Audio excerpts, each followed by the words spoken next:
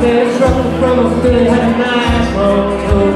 He was headed west from a Republic guy, a Johnson City, Tennessee. Well, I gotta keep a moving, gotta head for the sun. Yeah, my baby calls mama, I know that she's the only one. If I die, well, at least I will die free. So rock me, mama, like a wagon wheel. Rock me, mama, any way you feel. Hey, mama, rock me. Well, rock me, mama, like the wind and the rain. Rock me, mama, like a southbound train. Hey, mama, rock me.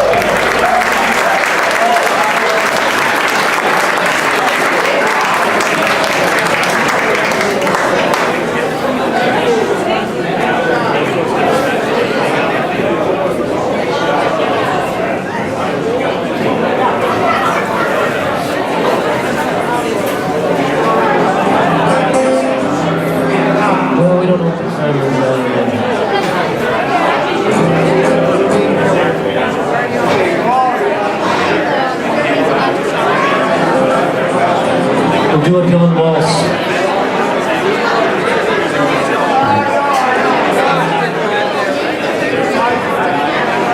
Ramona, wherever she may be. Alright, we got two more and then we'll slide on out of here and there's some announcements before the boom trucks take the stage. I'd like to thank Zane and the committee that informed us for having us. We really appreciate it. They do a lot of work for free.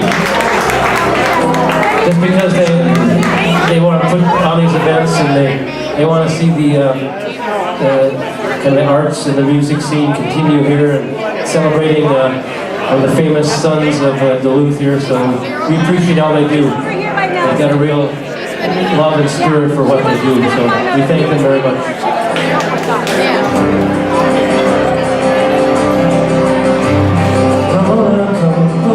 Just softly you watery eye.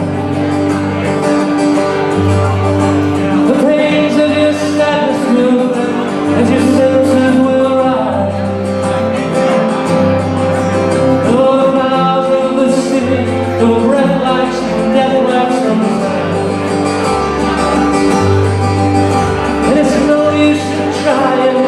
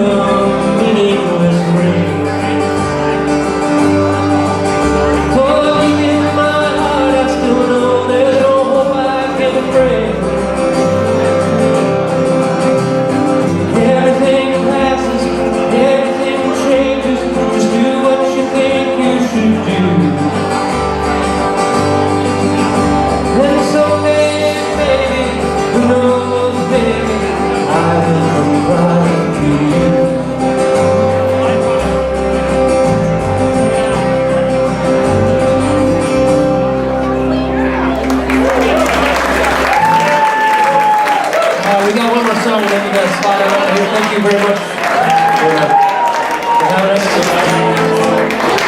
We're going to dedicate this song to the gift that John just received from KUMD.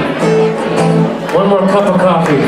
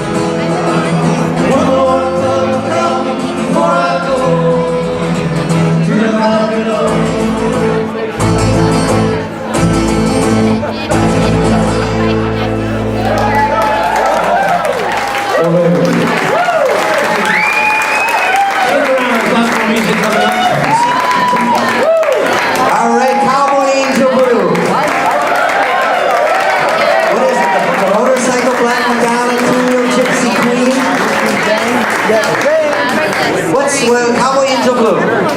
Tell us. I'm doing pretty good. Yeah, thank you. Well, I think it came from a chapter from Tarantula, Cowboy Angel Blue. And there's also a bootleg album called Cowboy Angel Blues. So I just like the way the words sounded, so that's why I named the song that. So. All right. Well, we're going to get ready for our next act here and a few other things. Thank you again, guys. That was great. Thank you. The auction, how much time you got on that auction? Zane, how's that doing? 5 minutes. Put some last minute bids down. We'll wrap up the auction. Let me read a little bit more about John here. He says this about the future of the show. I will do the show as long as I feel I have fresh material, ideas, and the passion to continue. Or as long as KUMD would like to continue the show.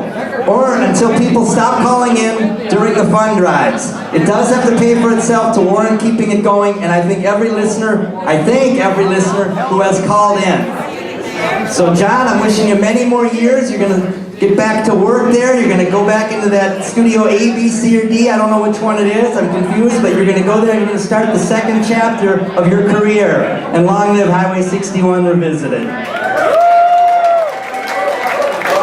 He wanted me to read some lyrics, so I'll read a couple verses of Bob's. Okay?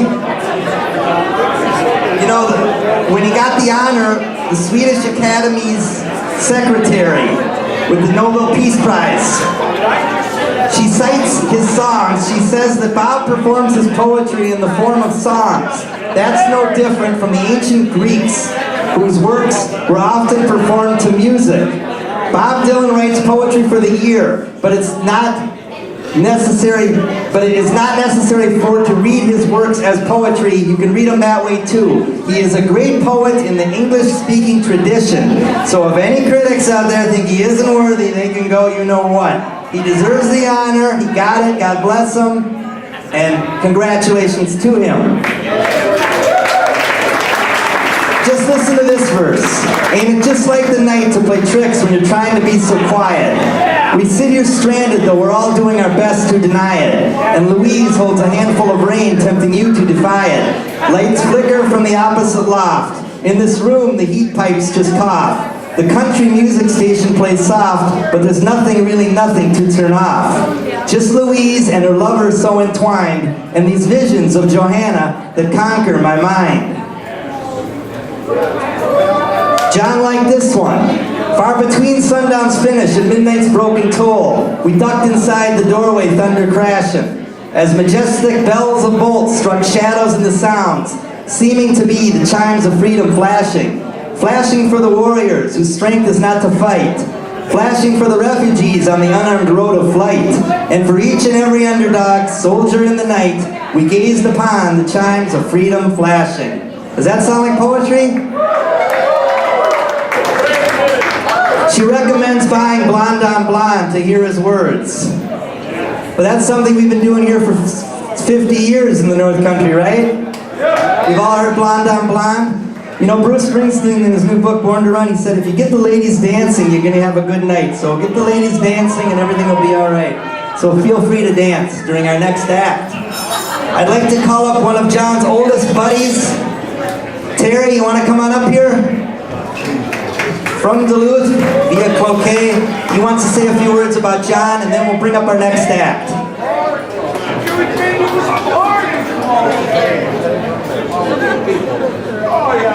Well, John, ladies and gentlemen, I just want to let you know a little bit about another side of John that you may not know about. So, John is a magician, and we originally met when John was about 14 years old. And since then, we've been lifelong friends. You might even say we consider each other and his brothers and sisters family. You know, I'm just going to share two very quick stories that are on the humorous side of John's experiences with magic.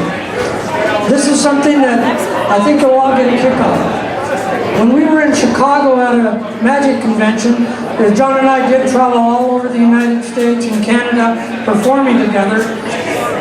He and John, myself, and a friend, Dean Gunnarsson, who's from Canada, a world famous escape artist, were practicing our escapes in one of John's rooms at the hotel. And they decided that between the two of them to challenge each other to get out of a straitjacket. But you know, we had a straitjacket that covered your whole body, and we put Dean in that, and then we put John in a punishment suit, and then wrapped chains all around it. And then they wanted the other magician friends in the room to leave while they raced to see who could come downstairs first to see who could get out of their restraints the fastest. Well, we all left. John and Dean were against the wall at the back of the room, totally locked up, when all of a sudden there's a knock on the door and the maid comes in. And she looks at him, she oh, excuse me, I'll be back, I'll come back. And they said, no. Dean said, stay, stay. And I have a picture of that that's a lifetime treasure of that incident. One quick other incident, funny episode in John and my travels is that one time I worked as a safecracker, and I was given an opportunity to purchase and help John build his escape collection. I was given the rights to salvage all of the old jail locks out of the old prison, the Douglas County prison. So it's 20 degrees below zero. I have a key, we go in, and we're rescuing with a hacksaw blade all of the locks out of the prison. And no electricity, it was starting to get dark, we were in a jail cell, and all of a sudden the door closed, and we were there, no electricity, 20 below, we were locked in that jail cell. Luckily, I have some skills. We were sawing away as fast as we could to get that lock off the door, and the hacksaw blade broke. John 16. If it wasn't for me, you wouldn't know John. Because I took my skills, and by the luck and by the grace of God, John and I managed to pick that prison cell door open with the broken hacksaw blade. That's a couple quick stories of another side of John that you might not know about. Thank you. Nice. Well, have some cake back there, everybody. Grab yourself a piece of cake. And let's see, who else did I have to thank? The posters are for sale. We have event posters. The guy at Electric Fetus, Bob Fuchs, I thank him for shooting that picture. And I thank Ed Newman and Jeff Spry for creating the poster with the 80s Bob Dylan, that little cardboard cutout that's on there.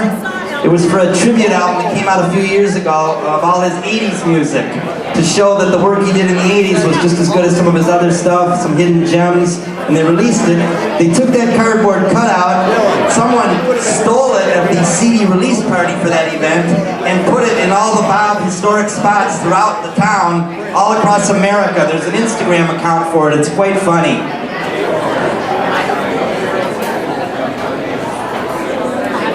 Here's the word from the organizer. The silent auction is going to close in 60 seconds. Did we do good? The winners will be in 10 minutes. Over there. Is there some items left or pretty much all gone? A few items left. Get on over there. Last minute bids. Let me thank all the people who sent in stuff, okay? So if anybody bought any of it, people who sent in items over there. Bob Dylan sent in an autographed signature specially for this event right away. He got the ball rolling and he signed bringing it all back home. Joan Baez, she sent in an autographed program and called John. And I understand someone else called him. You'll have to ask him. Donovan. Scarlett Rivera had some items over there. We thank Bill Pagel for his posters. John Breen, Kevin Odegaard, Larry Ratzel Sloman, David Gaines, and David Kinney all donated stuff over there. So we thank them.